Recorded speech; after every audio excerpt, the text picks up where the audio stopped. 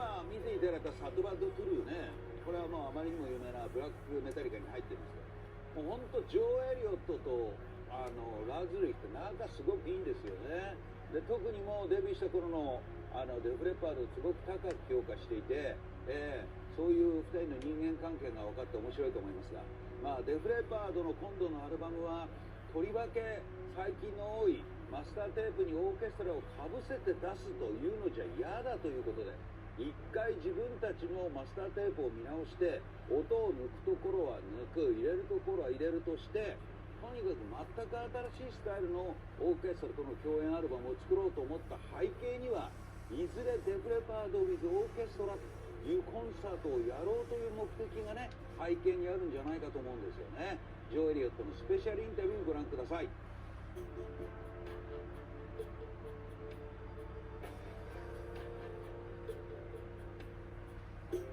Well, the challenges were more decisions than physical, like trying to perform something that's like difficult to perform. Because most of what is on the record from the band was done decades ago, most of it. But the challenges were listening through to the songs and saying, okay, we need to take the guitars out. Now, there's a lot of rock bands out there that you suggest that to a guitarist, the guitarist's going to go, what? But it was the guitarists that was suggesting this. It was Phil and Sam and Viv were going, we should pull those guitars out and let the strings shine, because otherwise it is just an orchestra plopped on the top. Now on certain songs we didn't do that, and we left the guitars in because they're very important parts of it, like on, say, Love Bites, this original guitar parts are there. On the track, the CD track that's not on the vinyl, Have You Ever Needed Someone So Bad, is almost the same, except for the ending, as the actual version on Adrenaline. But for the most part, we really did pull them apart. Like, you've probably heard Animal, there's really only me and some rhythm guitars, for the most part, on that, from the original recording, and it's just orchestra and backing vocals. So it's a very different piece. As I said, when we were listening through to some of the songs, as I listened to Too Late for Love, I absolutely loved the string arrangements and the way that we'd arranged the song and removed the drums and made it a much more dramatic piece of music. It sounded like something from the TV show Penny Dreadful. It was very Victorian sounding. But as I was listening to my original vocal, I remember emailing everybody going, guys, it doesn't work. I think I need to really sing this. And they were all like, great, if you want to do that, So I spent an afternoon just having fun singing this song again, which I hadn't sung in a studio environment in 40 years, And when he got to the end bit, there's a section where me and Phil duetted on the original version, two-part harmony. And I had called him up and I said, you got any objections if I take yours out and then I sing with myself? So that there's a duet by me and me. One from when I was 62 years old and one from when I was 22 years old. So I'm actually duetting with myself from 40 years ago. Now that was like, woo, easy, and he was like, yeah, go for it. That sounds like a great idea.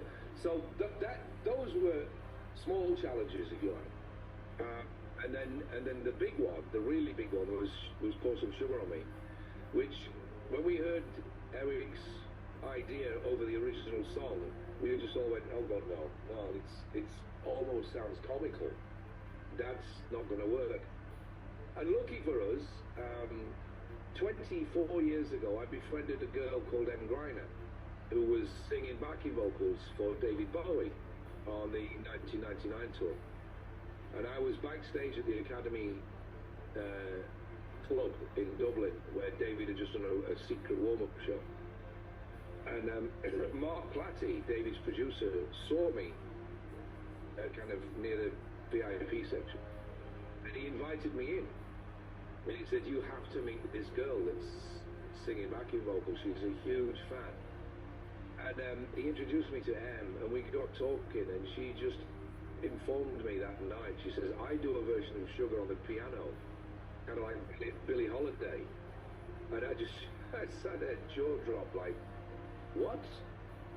So we swapped email addresses, and she sent me a copy of it. And I remember when I got back together with the guys for the tour later that year, I said, Guy, you've got to hear this.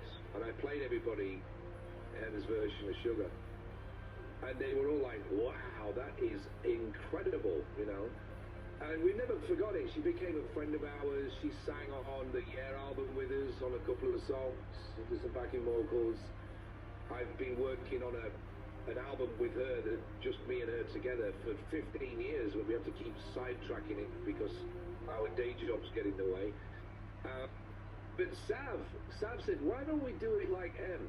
Why don't we get M involved and do her arrangement of the song? Everybody just kind of went quiet for 5 seconds, and they went, yes, great idea. So I rang her up and said, hey, listen, we want to do your version of the song with you for this classical record. So she went, absolutely.